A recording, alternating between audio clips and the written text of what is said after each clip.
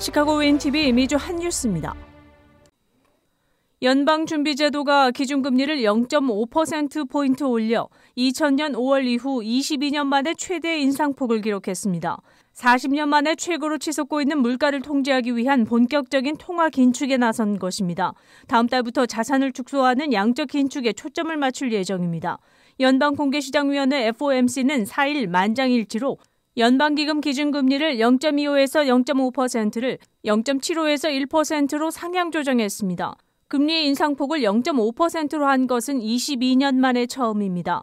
양적 긴축을 통해 6월 첫 달에 국채 300억 달러와 주택담보증권 175억 달러 등 총 475억 달러어치를 매각합니다. 그리고 이후 3개월간 매월 국채 600억 달러와 주택담보증권 350억 달러 등 월 총 950억 달러로 매각 규모가 늘어나게 됩니다. 올해 계속 금리를 올려 6월경에도 0.75% 인상 전망이 우세합니다. 현재 시장이 연말 예상하는 금리는 3% 선으로 알려졌습니다. 한편 이날 금리 인상으로 주식시장은 크게 반등해 다우존스 평균지수가 900포인트, 2.8%가 뛰었고 S&P 500 지수는 3%, 나스닥 지수는 3.2% 각각 올랐습니다.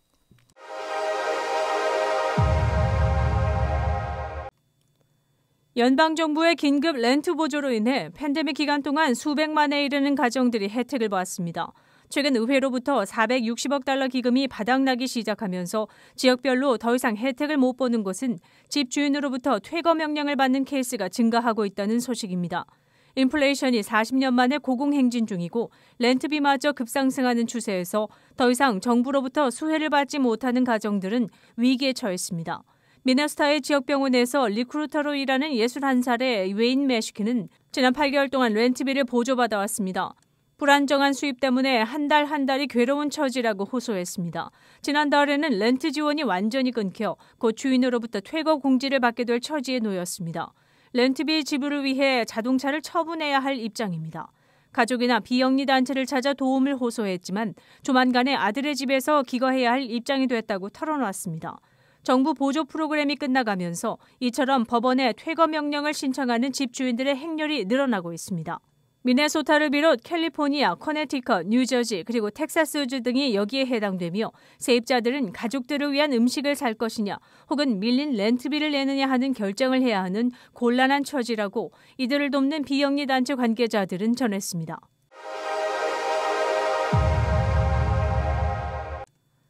내셔널 드링킹 워터 주간을 맞아 시카고 윈디시티가 시카고와라는 물을 넣은 캔을 만들어 캠페인을 벌이고 있습니다. 미시간 호수로부터 최고 품질의 수돗물을 만든다는 자부심으로 이 물을 캔에 넣어 홍보한다는 것입니다. 시카고의 수돗물은 주정부는 물론 연방정부 그리고 인더스트리의 기준치에 부합하는 품질로 지속적인 인증을 받아왔습니다. 시카고시 측은 로컬 예술가들이 디자인한 6개의 캔에 담은 한정판 수돗물을 12만 5천 달러어치 출시했습니다. 이 시카고 수돗물을 대표하는 캔은 재고가 소진될 때까지 시카고 시내 요식업소 내에서 공짜로 받을 수 있다고 시카고 워터 매니지먼트 디파트먼트는 발표했습니다. 마스크 착용 해제와 사회적 거리 두기 완화 추세가 이어지면서 코로나가 완전히 없어진 것 같은 분위기가 조성되는 것은 시기상조가 될 수 있다는 경고가 나오고 있습니다. 전 세계적으로 600만 명 이상이 사망하고 혈액 속에 항체를 지니게 된 사람들이 늘어나면서 코로나에 대한 경각심이 현격하게 줄어들고 있는 추세입니다. 그러나 남아프리카 공화국에서 최근 BA.4 그리고 BA.5 등 오미크론 변이 바이러스가 번지고 있고 이는 감염 후 또는 백신에 의한 면역을 회피하는 성질을 가진 것으로 보고돼 다가올 여름 혹은 가을철에는 재유행이 될 수 있다는 경고가 나오고 있습니다. 이미 남아공 바이러스는 영국, 포르투갈 등 15개국에서 확인되고 있습니다. 방역 조치들이 느슨해진 가운데 새로운 변이 확산은 피해갈 수 없을 것이라는 지적입니다. 일상으로의 복귀가 이뤄지고 면역 감소가 생기게 되면서 다시 확진자 수는 증가할 것으로 예상되기 때문입니다.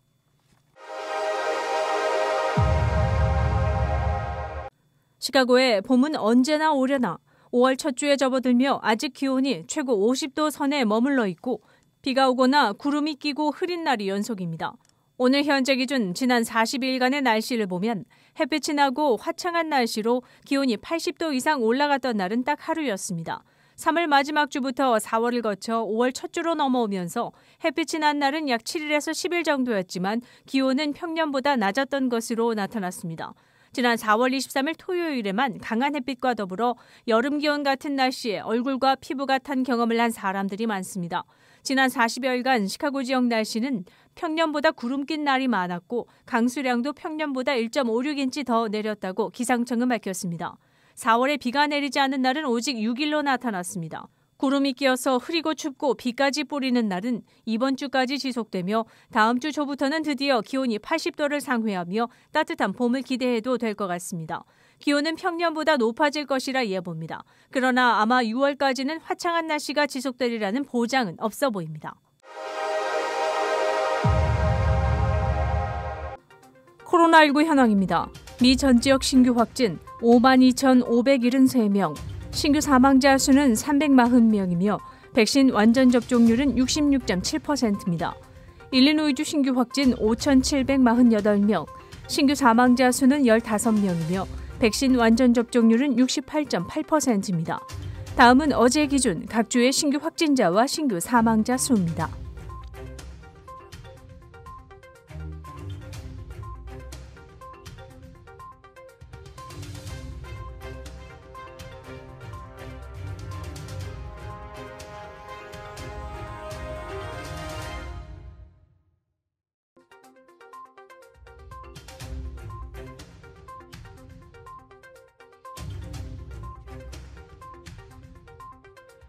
코로나19 관련 자세한 내용은 시카고 토탈닷컴을 통해 다시 볼 수 있습니다.